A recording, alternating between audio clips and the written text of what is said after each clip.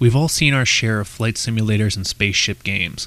The last Podfighter plans to follow in that category to come out fighting with all that it offers. The fact that it's a 3D simulator is a triumph in itself for an indie game, but does it hold up as a good title?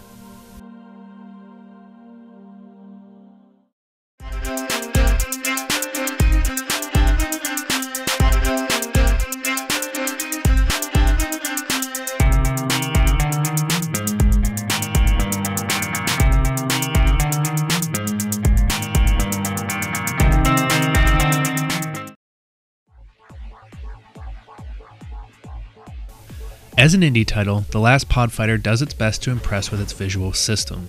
The backdrop of the universe is elegant and charming, and the asteroids look to have depth that brings some realism to the title. Where the graphics have some trouble are the actual ships. With a rainbow-type color scheme and very little shading or contrast differences, the ships pop out as less than real in all regards. A palette of blues, reds, and yellows makes up the majority of the color between the ships and the effects, give or take a few other colors, without any deviation into the different shades. This leaves the models looking unnatural and displeasing. A 7.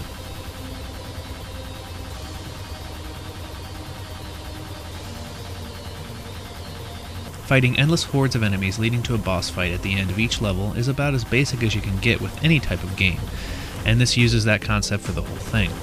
You fight wave after wave of starships as you try to gain access to missiles, shields, and a devastating weapon marked with a nuclear symbol that is typically reserved for bosses only.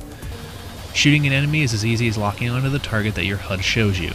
This works fine as a way of shooting enemies, but it also seems too much like the game is holding your hand.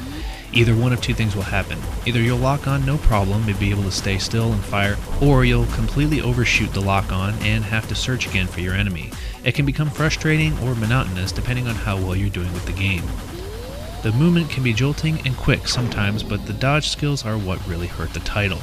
At any moment, you can use a combination of buttons to do a barrel roll, a flip, or other maneuvers. These moves don't really seem to do a whole lot to help you avoid fire, and usually leave you more vulnerable than you were before. Whenever you come out of a maneuver, you're temporarily not in control of your ship, and it takes a second before you're given control again. It can leave you feeling powerless against the firefights you get yourself into. A 6.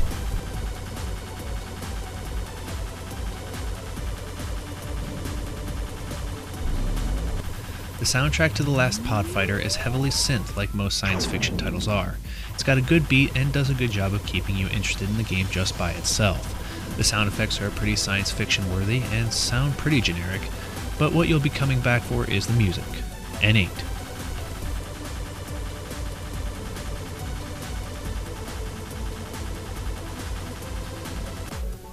The Last Podfighter is a title that seems to have been designed for replayability, but fails to deliver in a way that doesn't make you want to come back. With a lackluster appearance, a dodgy aiming, and flight system, and no real variety, this title falls short of fame. A 6.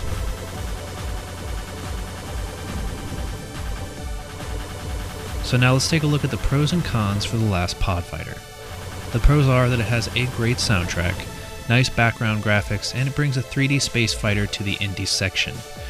The cons are that it has mediocre graphics, it has unbalanced gameplay, and it's not very replayable. As an indie title, The Last Podfighter takes a step most developers dare not go by bringing in 3 dimensions, and there aren't many 3D sci-fi flight simulators out there in the indies to date. If you're looking for a cheap space shooter, you can find a fix in The Last Podfighter. Just don't expect it to keep you hooked. The Last Podfighter gets an overall 6.75 out of 10. For more information on indie reviews, interviews, previews, and more, head on over to VVGTV.com or Indienerds.com.